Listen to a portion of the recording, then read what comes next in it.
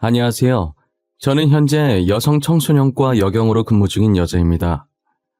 여러 가지 사건 사고들로 인해 머리 부여잡고 하루하루를 버티면서 일하고 있는 요즘인데요. 도난과 같은 가벼운 사건들부터 살인 같은 무거운 사건들까지 한두 건이 아니라서 정말 머리가 아픕니다. 가뜩이나 저와 아무 상관도 없는 타인으로 인해 하루도 조용할 날 없는 시끄러운 세상에서 제 문제까지 겹치게 되니 한동안은 정말 제정신이 아니었던 것 같아요. 제게도 조용할 틈 없는 이 세상만큼이나 복잡하게 얽힌 가정사가 있어요. 예전엔 학교 다닐 땐 친구들한테 제 가정사를 말하면 저는 아무렇지도 않았는데 제 얘기를 들은 친구들은 저를 불쌍한 눈으로 봐서 그 뒤로는 말을 잘 안 하게 되더라고요. 하지만 요즘은 제 가정사를 말해도 불쌍한 눈으로 보지 않는 거예요. 오히려 어머니가 두 분이나 계셔서 좋겠다는 말을 자주 들었죠.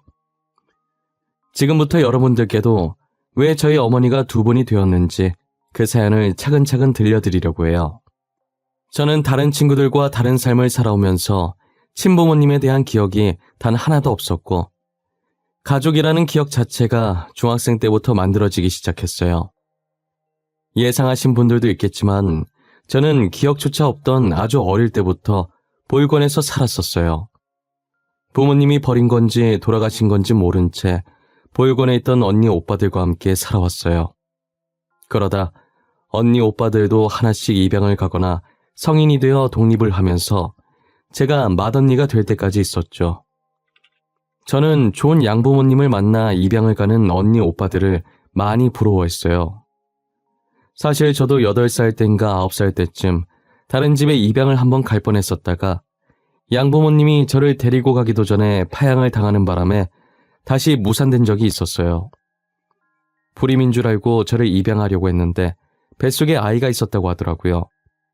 어린 나이였지만 이번 생은 부모가 없는 생이구나 라고 생각하면서 일찍부터 체념을 했던 것 같아요.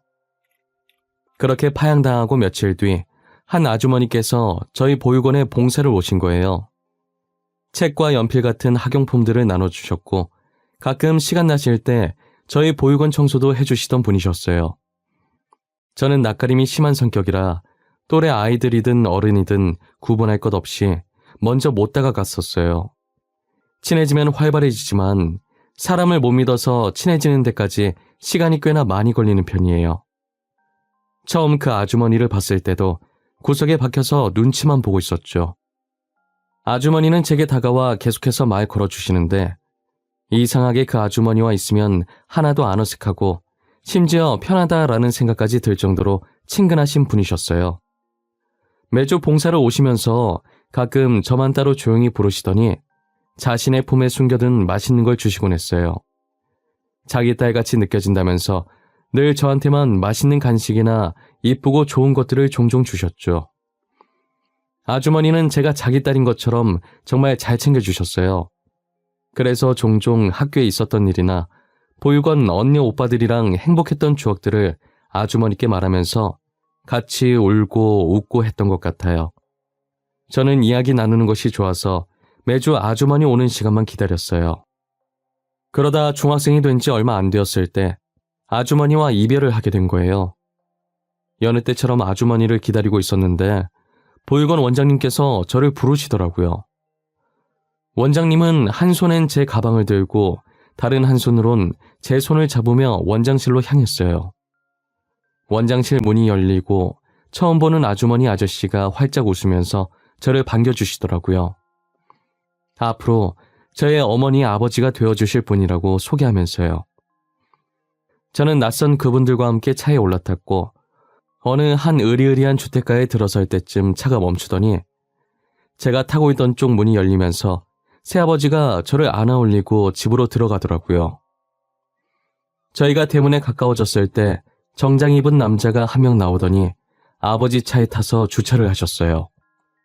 어린 제가 봐도 단번에 알 수 있을 만큼 저희 양부모님들은 상당한 부자였어요. 집으로 들어가는 거리가 꽤 되는데 대문과 집 사이의 정원도 이쁘게 가꿔 있었고 귀여운 강아지 한 마리도 예쁘게 가꿔진 정원을 이리저리 뛰어다니고 있었어요.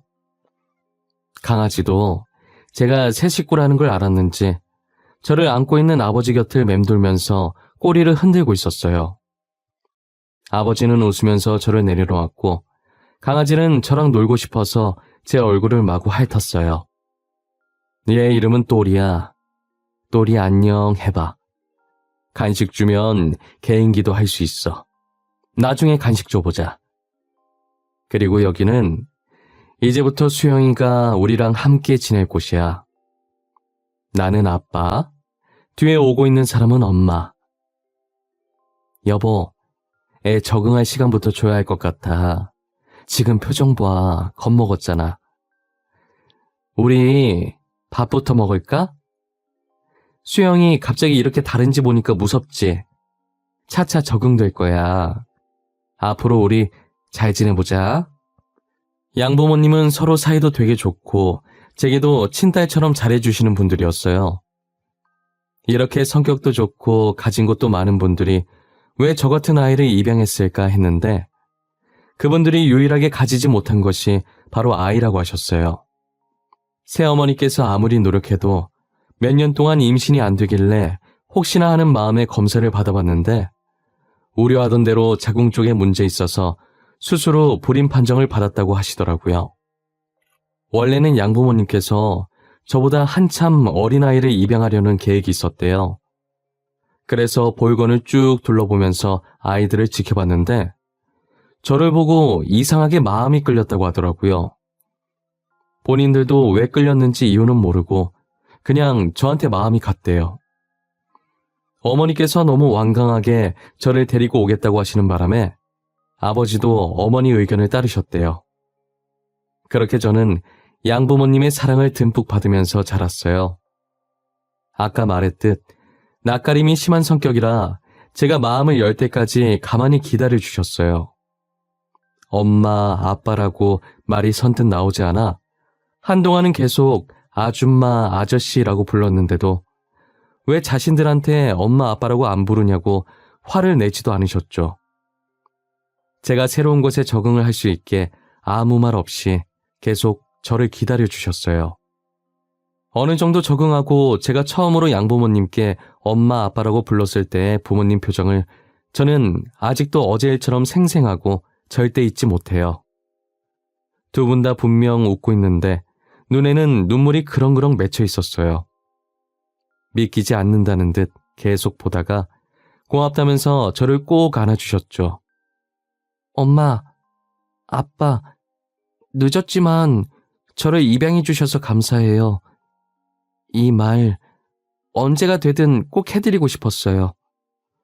엄마, 아빠 덕분에 요즘 제가 너무 행복한 하루를 보내는 것 같아요. 정말 감사해요. 여보. 지금 수영이가 우리 보고 엄마, 아빠라고 한 거지? 나 믿기지가 않아. 이거 꿈은 아니지? 수영아, 다시 한 번만 불러주겠니? 엄마, 아빠라고 말이야. 애 민망하게 뭐하러 그런 걸 시켜. 이제 앞으로 계속 엄마, 아빠라고 부를 텐데. 진짜 가만 보면 당신이랑 나랑 성격이 너무 바뀌었어. 당신 성격 너무 감성적이야. 솔직히 당신도 좋잖아. 언제쯤 엄마, 아빠라고 불러줄까 하면서 매일 손꼽아 기다려놓고 센 척은. 이제 수영이한테 아빠라는 소리 들었으니 나 이제 여한이 없어. 벌써 죽게? 젊은 나이 안타깝네. 나는 수영이랑 행복하게 오래오래 살 건데. 부모님께서 울랑말랑한 표정을 지으실 땐 어떤 반응을 보여야 할지 몰라서 우물쭈물거렸는데 이렇게 금세 평소처럼 돌아가 장난치는 모습을 보니 웃기고 귀여워서 몰래 피식하고 있었어요. 저희 부모님은 늘 고등학생처럼 이런 식으로 유치하게 투닥거리면서 재미나게 사셨어요. 매번 어머니께 일방적으로 당하는 건 마음 여린 아버지지만요. 저희 부모님은 제 말이라면 꿈뻑 넘어가시는 분들이세요. 간혹 혼자서 뭐가 먹고 싶다고 조용히 중얼거리면 둘 중 한 분이 벌떡 일어나서 사오곤 하셨죠. 제가 괜찮다고 말리기도 전에 겉옷을 입고 나가버리실 정도로 제 일이라면 누구보다 빠르게 나서세요. 아무래도 부모님께서 돈이 많으시니 제가 하고 싶다는 게 있다면 무조건 다 해주셨어요. 처음 가져본 부모님의 처음 받아보는 지원이다 보니 하고 싶은 것들이 많더라고요. 발레가 하고 싶다고 하면 발레학원에 등록해주고, 요리하고 싶다고 하면 요리학원에 등록해주고, 제가 며칠 만에 질려서 안 가겠다고 해도 쓴소리 하지 않으시고 이것저것 다 해보라고 하셨어요. 한 번에 적성 찾는 사람 잘 없다고, 원래 적성은 하고 싶었던 것들 다 해본 뒤에 찾는 거라고 하시면서요. 빈말로 연예인 되고 싶다고 하면 소속사 리스트 쫙 뽑아서 오디션 스케줄까지 다 알아보실 정도였어요. 하고 싶은 걸 하고 살아야 나중에 후회가 없는 법이라며 제게 아낌없이 지원해 주셨죠. 꿈을 찾아 이리저리 옮겨다니며 여러 가지 경험을 해왔던 저는 최종적인 꿈으로 어머니가 멋있다고 했던 경찰로 결정하게 되었어요. 제가 다행히 공부를 잘했어서 무리 없이 명문대에 갈 수 있었고, 졸업 후 1년 반 만에 경찰 시험까지 합격해서 정식으로 경찰 생활을 하기 시작했어요. 제가 아무래도 여자이다 보니 경찰 공부를 하면서 자연스럽게 여성 관련 범죄에 관심이 많아졌어요. 그래서 고민도 없이 여성 청소년과로 지원하게 되었고, 저희 과에서 일어난 사건들은 제 일처럼 생각하며 열심히 범인을 잡으려고 노력했어요. 피해자분들이 얼른 편히 발 뻗고 주무실 수 있게 제가 야근을 하기 일쑤였죠. 평소처럼 야근하고 선배가 부탁했던 자료들 선배 자리에 두면서 수사 일지가 올려져 있길래 살짝 봤는데, 남편에게 맞아서 신고 들어온 건수가 생각했던 것보다 많더라고요. 피해자가 제출한 증거 사진들을 보고 있으면 같은 여자로서 너무 화가 났어요. 저는 아예 자리를 잡고 계속해서 수사 일지를 넘겨보고 있었어요. 한참 보고 있는데 제 귀에 대고 누군가가 뭐하냐고 말하더라고요. 갑자기 들려오는 목소리에 너무 놀라서 저도 모르게 선배 얼굴을 주먹으로 쳐버렸어요. 선배인 걸 확인하고 죄송하다고 머리를 얼마나 숙였는지 몰라요. 선배는 괜찮다고, 놀래킨 건 자기라고 맞아도 싸다고 웃어주셨어요. 선배들 다 집에 간 줄 알았는데 자리 주인이었던 선배가 아직 퇴근 안 하고 남아 있었던 거예요. 제가 열심히 하는 걸 알아서 그런지 수사 일지 가지고 가서 제 자리에서 보라고 하시더라고요. 자기도 지금 자리에 앉아서 할 일이 있다고 하시면서요. 저는 죄송하다면서 선배 자리에서 일어나 수사 일지를 들고 제 자리로 돌아왔어요. 마저 보고 있는데 2년 전에 일어났던 사건의 피해자 사진이 어딘가 모르게 굉장히 낯익더라고요. 분명 어디서 본 것 같아 기억을 더듬어 보는데 보육원에 봉사 왔었던 아주머니신 거예요. 잠깐만. 이분이 왜 여기에 있지? 분명히 아주머니 맞는데? 너 뭐 보고 그렇게 놀라는 거냐? 왜 혼자서 궁시렁궁시렁거려? 아, 이거? 왜? 혹시 네가 아는 사람이야? 피해자, 가해자 둘 중 누구라는데? 피해자요. 예전에 제가 알고 지내던 아주머니시거든요. 근데 이분이 왜 여기 있어요? 가해자한테 어떤 식으로든 피해를 받았으니까 여기에 있는 거겠지? 다른 분들이랑 똑같아. 가해자인 남편은 지금 교도소에 가 있고, 이분도 참 딱하신 분이야. 참 착하신 분이셨는데 집에서는 왜 이런 대우를 받고 계신 건지. 언젠간 아주머니를 다시 만나고 싶다는 생각을 종종 한 적이 있긴 하지만 이렇게 마주할 줄은 몰랐어요. 제 기억 속 아주머니는 한없이 다정하고 착하신 분이셨는데 왜 이런 일을 당하신 건가 안타까웠어요. 아주머니 사진을 빤히 보고 있으니 가슴 깊숙한 곳에서 울컥하는 감정들이 올라왔어요. 아주머니 남편 되는 사람은 몇 년 전에도 한번 아주머니를 때리고 징역을 산 적이 있더라고요. 진술한 것 보니 출소하고 얼마 안 돼서 아주머니를 보니 괘씸한 마음에 또 손이 올라갔던 것 같아요. 결국 아주머니 남편은 이렇게 주민들의 신고로 또다시 징역을 살게 되었고요. 출소일이 언제인지 보니까 얼마 안 남아서 혹시나 또 이런 일을 당하시게 될까 걱정이었어요. 저는 한 달 동안 야근에 찌들어 있다가 오랜만에 정시 퇴근하고 집에 가는 길이었어요. 정말 간만에 정시 퇴근이라 신나서 손을 바지 주머니에 꽂고 콧노래를 부르며 가고 있었어요. 사람 구경하고 차 구경하면서 천천히 걷다가 길 건너려고 신호를 기다리고 있었는데 제 반대편에서 아저씨가 갑자기 어떤 아주머니께 달려가더니 퍽치기를 하고 튀어버린 거예요. 신호 바뀌려면 아직 멀었고 범인 잡으려고 무작정 뛰었다간 저 때문에 운전자들이 피해볼 것 같아서 이러지도 못하고 저러지도 못한 채 발만 동동 구르고 있었어요. 저는 신호가 바뀌자마자 아저씨가 뛰어갔던 방향으로 미친 듯이 뛰어갔어요. 사건 현장이 멀리 있었고 신호 바뀌는 동안 아저씨가 자취를 감춰버려서 도저히 잡을 수가 없었어요. 저는 다시 현장으로 돌아와서 119에 전화를 했고 아주머니 상태를 살폈어요. 머리 쪽에서 피가 나길래 얼마나 다쳤는지 상태 확인하면서 아주머니 얼굴을 봤는데 제가 있던 보육원의 봉사 오시는 그 아주머니신 거예요. 얼굴을 확인하는 순간 너무 놀라서 정신이 멍해지더니 머리가 새하얘지더라고요. 그때 갑자기 아주머니의 사건 일지가 생각났고 아주머니 남편의 출소일이 생각났어요. 휴대폰으로 날짜를 확인해보니 바로 전날 출소를 했더라고요. 저는 아주머니를 이렇게 만든 사람이 남편이라는 걸 본능적으로 직감했어요. 아무런 기척 없는 아주머니의 볼을 살짝 치면서 눈 떠보라고 했지만 머리에 충격을 받아 의식을 완전히 잃으셔서 눈을 뜨실 리가 없었어요. 얼마 지나지 않아 구급차가 도착해서 아주머니를 옮기고 뒤이어 제가 타려고 하자 대원이 제지하길래 경찰이라고 경찰증을 보여준 후에 같이 동승해서 병원으로 향했어요. 제가 환자분 상태를 쭉 봤는데요. 혹시 같이 오신 분은 신희경 환자분 보호자신가요?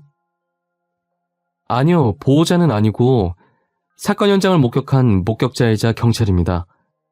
제가 보호자께 상태 전달할 테니 환자 지금 어떤지 저한테 말씀해 주실 수 있을까요?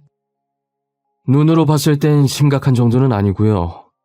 머리도 크게 다치지 않아서 걱정할 정도는 아니긴 한데 혹시 모르니 정밀검사를 받아보시는 게 어떨까 싶네요. 입원 수속 밟고 오시면 바로 진행하도록 하겠습니다. 그럼 제가 바로 입원 수속 밟을 테니 정밀검사 좀 부탁드릴게요. 감사합니다. 의사가 겉눈으로 봤을 땐 심하게 다친 것 같진 않아 보인다며 혹시 모르니 정밀검사를 하자고 하더라고요. 일단 알겠다고 하고 입원 수속을 하려고 아주머니 겉옷주머니에 있던 지갑을 들고 와서 데스크로 갔어요.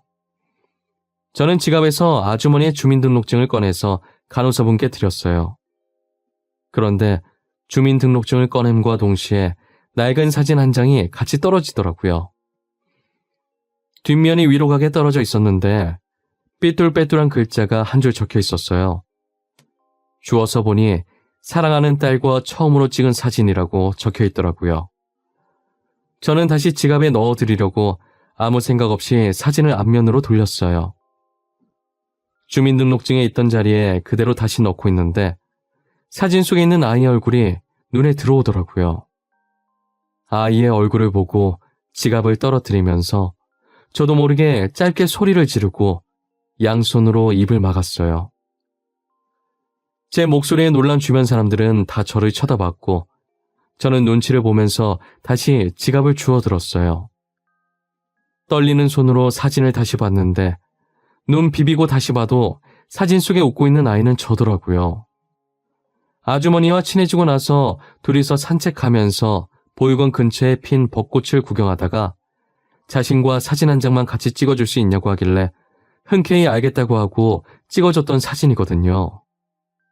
저는 다시 글씨가 적혀있는 뒷면으로 돌려서 사랑하는 딸이라는 글자를 손가락으로 매만졌어요. 그러니까 정리하면 사진 속에 있는 사람은 저와 아주머니이고 아주머니가 사랑하는 딸과 찍은 사진인데 거기에 제가 있으니 제가 아주머니의 딸이라는 말이잖아요. 기억에도 없는 제 친모모님 중 한 분이 아주머니였다는 게 믿기지 않았어요. 아주머니가 제 친모라고 하니 보육원에서 저만 이뻐했던 게 납득이 되더라고요. 맛있는 거나 좋은 게 있으면 저를 주려고 숨겨놓던 아주머니의 행동이 이제야 이해가 갔어요. 저는 단순하게 제가 아주머니 눈엔 예뻐 보여서 그런 건 줄 알았는데 자신의 딸이라서 그랬던 것이었어요. 아주머니께서 제게 했던 행동은 어느 정도 이해가 됐는데 왜 저를 다시 데리고 가지 않고 봉사자로 제 옆에 계속 맴돌았는지는 이해가 되질 않더라고요.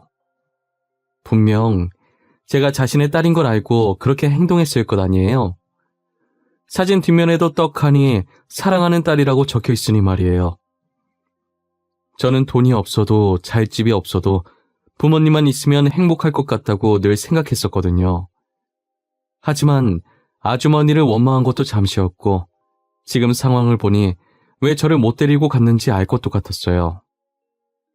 저는 아주머니가 누워 계신 병실에 앉아 한숨을 쉬면서 사진을 계속 뚫어져라 보고 있는데 의사가 다시 들어와서 검사 결과를 말해주시더라고요. 검사를 다 해봤는데 다행히 머리에 살짝 찢어진 것 외엔 아무런 이상이 없네요. 아마 곧 있으면 의식을 차리실 겁니다. 그래도 혹시 모르니 며칠 입원하면서 경과를 지켜보도록 하죠. 진짜 아무런 이상이 없는 건가요? 감사합니다. 정말 감사합니다.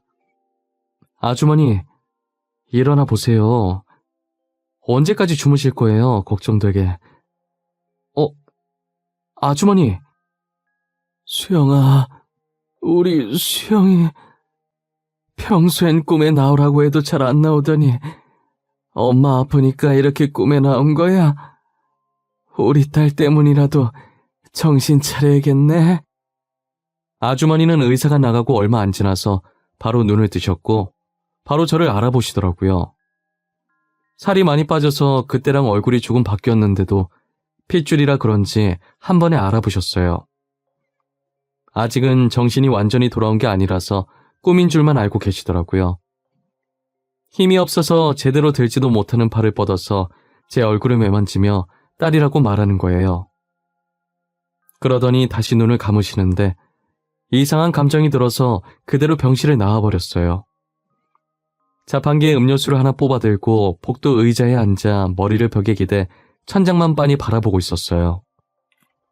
나를 이뻐해주던 아주머니를 이런 상황에 다시 만난 것도 당황스러운데 게다가 그분이 제 친어머니라니 머릿속이 너무 복잡했어요.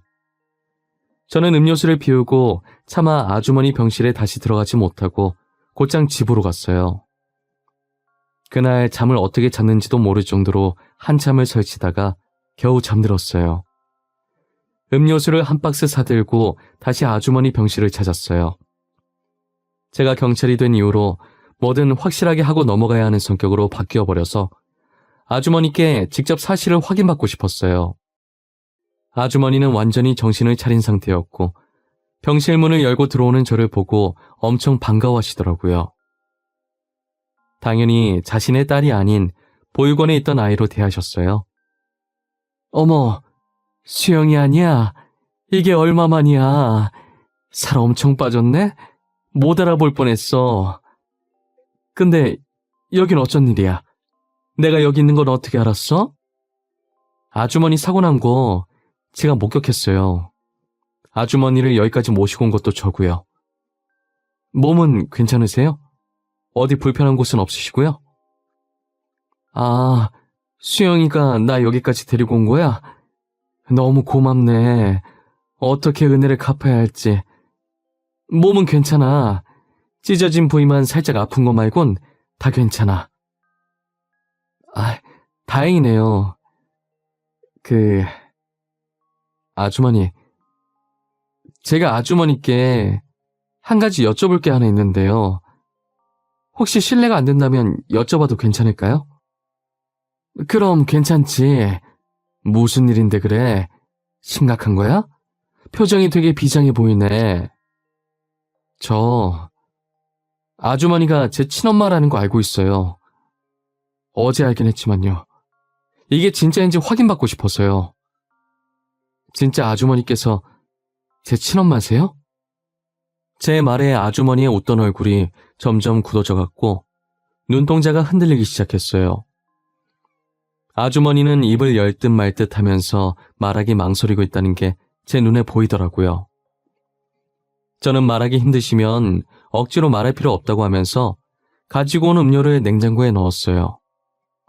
마지막 음료수를 넣고 있는데 결심을 하신 건지 다 말해주겠다고 하시더라고요.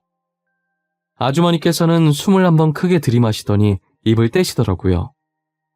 21살의 젊은 나이에 첫 연애를 하고 첫 남자친구와 사고를 쳐서 저를 가졌다고 하시는 거예요. 친부라는 사람은 아주머니께서 자신의 아이를 임신했다는 소식에 유학을 떠나버렸고 이미 아주머니는 배가 조금 나와 있는 상태라 수술이 힘들어서 하는 수 없이 낳기로 결정하셨대요. 친부 집안이 잘 사는 집안이라 저를 지켜줄 수 있을 줄 알았는데 유학 핑계로 도망을 가버린 거죠. 아주머니 집안은 가난해서 혼자서는 아이를 키울 능력이 없었고 그렇다고 딱히 다른 방법이 있는 게 아니니 어쩔 수 없이 저를 보육원에 맡겼다고 하더라고요. 형편이 나아지면 저를 다시 데리고 가려고 했는데 형편이 나아질 기미가 보이지 않았고 계속 제자리 걸음이어서 봉사를 핑계로 제 옆을 서성거렸다고 하셨어요. 보육원에 봉사하러 다닌 지 1년 정도 됐을 때 나이가 좀 있는 사람과 결혼하게 되었는데 매일같이 술을 마시고 난폭하게 굴었다고 하더라고요. 그래서 저를 데리고 와봤자 저도 같이 힘들어질 것 같아서 데리고 오는 것을 포기했던 거죠. 그렇게 옆에서 지켜볼 수 있는 것만으로도 감사하다 생각했다고 하더라고요. 그러다 제가 지금의 양부모님 집에 입양을 가는 바람에 또 헤어지게 된 거죠. 아주머니는 그동안 있었던 일들을 말씀하시면서 많이 우셨어요. 저는 아주머니께 모든 사실을 듣고 나면 그래도 속이 좀 풀릴 줄 알았는데 더 복잡해졌죠. 현재 저는 이미 낳아주시진 않았지만 키워주신 부모님이 계시니 당장 어떻게 할 수 있는 것도 없고 아주머니를 달래는 것밖에 할 수 있는 게 없었어요. 아주머니가 울다 지쳐 주무시는 걸 확인하고 병실을 빠져나왔어요. 혼자서 감당할 수 없을 것 같아 양부모님께 말씀드려야겠다고 판단했어요. 저는 아주머니를 만난 것과 아주머니께 들었던 이야기들을 전부 양부모님께 말씀드렸죠. 수영아, 네가 결정하기 힘들어서 우리한테 왔을 거 알아. 낳아준 어머니도 키워준 부모님도 둘 다 너무 소중하겠지. 우린 너에게 누구 하나 선택하라고 강요하지 않을 거야. 어찌됐건 둘 다 너의 부모님이 아니니 너가 선택하지 못한다고 해도 전혀 상관없어. 우리 세 명을 모두 너의 부모님이라고 생각하면 되는 거야. 복잡하게 생각할 것 없어. 너가 친어머니께 가겠다고 해도 말리지 않을 것이고 너가 만약 친어머니를 따라간다고 한들 우리가 너의 부모님인 것도 변함없어. 냉정하게 들릴지 모르겠지만 저는 엄마 아빠와 더 정이 많이 들었고 엄마 아빠 말고 다른 분을 부모님이라고 생각한 적이 없어요. 지금도 마찬가지고요. 애초에 저를 버렸던 분이니까요. 버렸다고 말하면 안 돼. 어머니도 어쩔 수 없이 그랬던 거잖니. 그런 말하면 안 되는 거야. 그리고 지금 어머니 집에 돌아가 봤자 똑같이 당할 것 같은데 우리 집으로 모시는 게 어떠니? 그래, 어머니 우리 집으로 모시는 게 낫겠다. 퇴원했다가 또 당하면 어떡해. 저희 부모님은 남는 방 있다고 선뜻 어머니를 모시고 오라고 하시더라고요. 친어머니와는 남인 부모님도 이렇게 마음을 쓰시는데 제가 너무 어리석었다고 생각했어요. 제가 눈물을 흘리니까 이렇게 이쁜 딸 낳아줘서 고맙다는 답례를 하면서 울지 말라고 하더라고요. 태어나게 되면 꼭 집으로 데리고 오라고 신신당부를 하셨어요. 그리고 저는 부모님 말처럼 친어머니를 퇴원시키고 저희 집으로 데리고 왔어요. 친어머니는 못 들어가겠다고 입구에서 버티고 계셨고 양어머니께서 들어와도 괜찮다며 친어머니 팔을 잡고 끌어서 억지로 데리고 왔어요. 현관에서 신발도 못 벗고 안절부절 못하며 서 있자 양어머니는 그런 친어머니를 보고 따스히 안아주면서 그동안 고생 많았다고 이제 짐 덜어놓으시라고 하셨어요. 양어머니의 말에 친어머니는 눈물을 흘리셨고 친어머니 우는 소리에 양어머니도 같이 우셨어요. 앞으로는 이곳에서 계속 지내시라고 집에 다시 가실 필요 없다고 하셨죠. 친어머니가 양어머니를 품에 떼어내고 무슨 소리 내는 듯 쳐다보니 양어머니가 살짝 웃으시더라고요. 앞으로 여기서 저희랑 같이 지내면 돼요. 조만간 이혼 처리 되실 거예요. 그리고 그 나쁜 놈 숨어서 못 잡고 있다면서요? 그놈 어디 있는지 저희 남편이 찾았어요. 곧 잡힐 거예요. 아니 어떻게... 너무 감사해서 어떡해요. 이 은혜를 어떻게 갚아야 할지. 이미 충분히 갚으셨어요. 저희 이쁜 딸 낳아주신 것만으로도 너무 감사하죠. 오히려 저희가 어머님께 갚아야 하는걸요. 그러니 어머님 집이라 생각하고 편히 계세요. 그렇게 저희 부모님과 저, 그리고 친어머니까지 한 집에서 같이 살게 되었어요. 친어머니는 이대로 빌부터 살 수 없다고 집안일을 자처하시더라고요. 부모님이 괜찮다고 말려도 봤지만 친어머니께서 너무 완강하게 나오셔서 어쩔 수 없이 그렇게 하라고 했어요. 그렇게라도 해야 마음이 편하시겠다면 말리지 않겠다고 하시면서요. 그래도 친어머니 몰래 어머니께서 집안일 몰래 해주시고 계세요. 친어머니 그렇게 만든 나쁜 놈도 잡아서 이혼시키고 교도소에 넣었고요. 아마 저희 부모님이 없었다면 친어머니는 여전히 나쁜 놈한테 다 하고 있었을 거예요. 저도 그놈 찾아다니느라 똥줄 빠졌을 거고요. 이제 정말 모든 것이 끝난 것 같아요. 저희는 지금 4명이서 한 가족처럼 잘 지내고 있어요. 부모님도 친어머니도 제게 정말 잘해주시죠. 어머니가 2명이 계시니 얼마나 든든한지 몰라요. 예전엔 부모님 없다고 불쌍하게 봤던 친구들도 이제 부모님이 3명이라고 부러워하죠. 좋은 게 좋은 거라고 뭐든 좋은 쪽으로 생각하려고 해요. 어차피 부모님들도 서로 잘 지내고 하니까요. 저의 긴 이야기는 여기서 끝을 내보려고 합니다. 만날 사람은 언젠간 만난다고 저는 친어머니를 이렇게 만나게 됐네요. 여러분들도 잃어버렸던 인연이 있으시다면 언젠간 저처럼 다시 만나게 될 날이 올 거예요. 그날까지 늘 희망을 잃지 않고 건강하게 지내셨으면 좋겠습니다.